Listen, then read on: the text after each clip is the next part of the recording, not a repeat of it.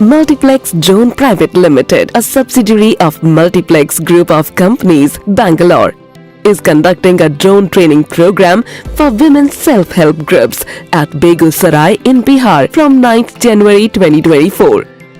The program is funded by Ministry of Rural Development, Government of India through UCO Bank's Rural Self-Employment Training Institute.